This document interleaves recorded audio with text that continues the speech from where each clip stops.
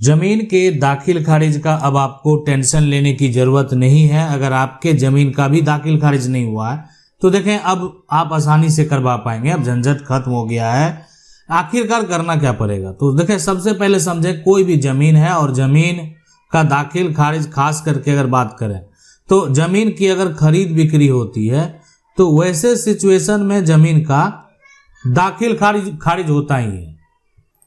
अगर जमीन जो है आपको विरासत में प्राप्त हो, यानी विरासत में अगर किसी को प्रॉपर्टी प्राप्त है तो वैसे सिचुएशन में भी जमीन का दाखिल खारिज होता ही है।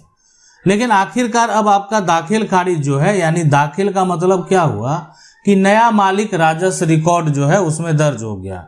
जो खतौनी है, जमाबंदी है, उसमें दर्ज किया जाता है नया मालिक का नाम और पुराने मालिक का नाम को हटा दिया जाता है। मान लेते हैं कि नया मालिक जो है वो मनोज है, तो मनोज का जो नाम है, ये मनोज का नाम यहाँ पर राजस्व रिकॉर्ड में दर्ज हो जाएगा। यहाँ पर राजस्व जो रिकॉर्ड है उसमें मनोज का नाम को दर्ज कर दिया जाएगा। तो नया जो मालिक है उसका नाम दर्ज हो गया और पुराना जो मालिक है जमीन का उसके नाम को हटा दिया जाएगा। तो ये हो गया यहाँ पर पूरा इसका प्रक्रिया। तो आखिरकार देखें ये क्या करना होगा। सबसे पहले जो समझने वाली बात है, अब जो पुराना मालिक मान लेते हैं कोई भी है अगर, तो उसका जो नाम है सरोज, तो सरोज का नाम को हटा दिया जाएगा। तो ये हो गया प्रक्रिया। लेकिन देखें दाखिल खारिज जो होता है ना, सिर्फ खरीद बिक्री के अलावा विरासत के बाद अगर बात करें यहाँ पर बंटवारा के लिए भी होता है। इसके अलावा अगर कोई चीज दान दे दिए है ना, उसके लिए अब दान करेंगे तो वो अपना नाम से करवाएगा ना, बाद में फिर आप संपत्ति ले लेंगे उससे, खुद कहेंगे कि हम मेरी संपत्ति मुझे चाहिए, तो इसलिए वो जरूरी है। अब बहुत लोग क्या करते हैं, वसीयत करते हैं। तो वैसे सिचुएशन वसीयत अगर लागू होता है उस केस में भी ये करना बेहद जरूरी है। तो ये दाखिल खारिज का जो प्रक्रिया है, तो दाखिल खारिज का झंझट अब खत्म होने वाला है। यानी अब आखिरकार ऐसा, अगर आपके पास जमीन का केवाला है, खतियान है, आपके पास बंटवारा नामा है, आपके पास गिफ्ट डीड है, आपके पास विल है, तो अब आपको जो है आखिरकार दाखिल खारिज की टेंशन लेने की जरूरत नहीं है। अगर आप म्यूटेशन नहीं करा पाए, ये सारा दस्तावेज आपके पास मौजूद है और लेकिन आपका दाखिल खारिज हुआ ही नहीं, किसी कारण बस जो है रिजेक्ट हो गया, या जो आपका म्यूटेशन है उस पर किसी के द्वारा जो है ऑब्जेक्शन लगा दिया गया और वो ऑब्जेक्शन जो है वो गलत तरीके से लगा दिया गया, जो कि बेवजह था, गलत तरीके से। तो यहाँ पर ऐसा सिचुएशन, ऐसा कंडीशन में आखिरकार अब आपको क्या करना है, तो सरकार ने देखें कि अब जो राज्य है, राज्य सरकार के ऊपर डिपेंड करता है ये प्रक्रिया। राजस्व जो रिकॉर्ड है, ठीक है, तो हर राज्य सरकार का अलग अलग राजस्व रिकॉर्ड है।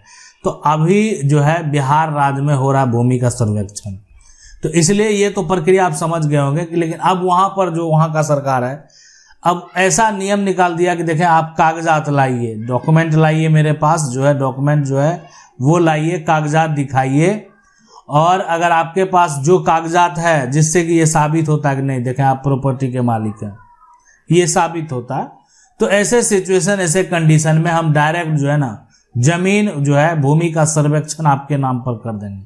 दाखिल खारिज का कोई जरूरी नहीं है ना। ये साफ साफ स्पष्ट तरीके से कह दिया कि देखें दाखिल खारिज का कोई जरूरत नहीं। करा लिया तो बहुत अच्छी बात है, कराना चाहिए। आप सरकार को राजस्व दे रहे थे, लेकिन अगर नहीं भी है ना और आपके पास जमीन का केवाला है, आपके पास जमीन का खतियान है, आपके पास जमीन की वही रजिस्ट्री है, बैनामा है, आपके पास जमीन का यहाँ पर गिफ्ट डीड है, या आपके पास जमीन का वसीयत नामा है, जो भी है लाइए ऐसा दस्तावेज जिससे प्रॉपर्टी का टाइटल साबित हो जाए।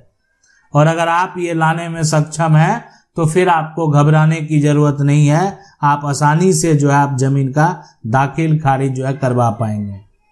अब ये बात सुनने के बाद बहुत लोगों के मन में सवाल आएगा कि देखें मेरे साथ तो सर ये समस्या है कि मेरा तो म्यूटेशन ही कोई करवा लिया है, मेरे पास कागजात तो है, म्यूटेशन जो है कोई करवा लिया है, यहाँ पर करवा लिया है। तो आपको भी क्या करना है, लिखना है आवेदन। ठीक है, कि म्यूटेशन मेरा हो गया है, अधिकारी के पास क्या करना, आवेदन देना है। और दूसरे बात, आपको अपना साक्ष्य प्रस्तुत करना है, ठीक है, अपना साक्ष्य प्रस्तुत करना है। अब जो व्यक्ति म्यूटेशन कराया है तो म्यूटेशन के आधार पर वो भूमि सर्वेक्षण में अपना नाम नहीं दर्ज करवा पाएगा। अरे जमीन का म्यूटेशन कराकर कैसे आप करवा लेंगे? जमीन पूर्वज की है, दादा परदादा की है, तो खतियान होगा, उठा कर लाइए। या जमीन अगर आप खरीदे हैं तो जमीन का केवाला होगा। जमीन वसीयत में मिला होगा तो उसका वसीयतनामा होगा। कुछ तो ऐसा डॉक्यूमेंट, दस्तावेज, साक्ष्य देना होगा जिससे ये साबित कर पाएंगे कि जमीन आपकी है। तो इसलिए आपको यहाँ पर भी आवेदन करना है, इसलिए कि अगर वो अपना नाम दर्ज करवा लेगा और आप वहाँ पर आपत्ति दर्ज नहीं कराएंगे तो फिर आपको और बड़ा कानूनी प्रक्रिया जो है वो लड़ना पड़ सकता है। इसलिए अभी कानूनी तौर पर अगर देखा जाए तो दाखिल खारिज जो है वो लोग इसीलिए करवा लेते हैं ताकि जो है उस व्यक्ति का नाम दर्ज नहीं हो सके। यानी जो व्यक्ति बेचा है जमीन को उसका नाम दर्ज नहीं हो सके। या दाखिल खारिज लोग इसलिए भी करवाते हैं कि ये जमीन जो है अभी दादा के नाम से ही, अब दादा के 3 बेटे थे, उसके बाद बच्चे हुए, बहुत बड़ा परिवार हो गया।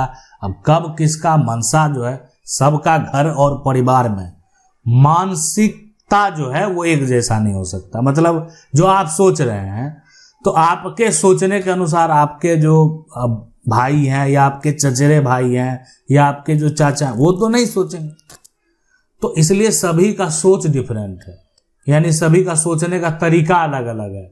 और वैसा में मान लेते हैं, फिर अगर विवाद उत्पन्न हो गया तो फिर आप कुछ नहीं करवा पाएंगे। इसलिए यहाँ बेहद जरूरी होता है कि दादा के नाम से जमीन था, दादा के नाम से खतियान था, तो पोता को अपने नाम जमीन का दाखिल खारिज करवा लें। और ये जो पोता के नाम पर दाखिल खारिज होगा इसके लिए ही होता है बंटवारा नामा।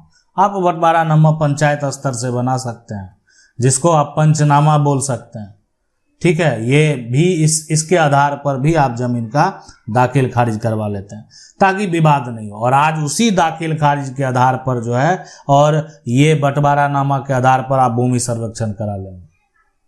लेकिन जिनका म्यूटेशन नहीं हुआ उनको भी सरकार के द्वारा ये ऐलान कह दिया गया कि देखें अब आपको घबराने की जरूरत नहीं है, अब आपको इस अभियान के तहत जो है आपको न्याय मिलेगा। और आपका अगर बंटवारा नहीं हुआ है, पूर्वज के नाम से अगर आपकी जमीन है और आप बंटवारा करना चाहते हैं, यानी सहमति है, देखें सहमति नहीं रहेगी तो फिर विवाद जब होगा तो फिर वहां पर तो समस्या उत्पन्न होगा ही।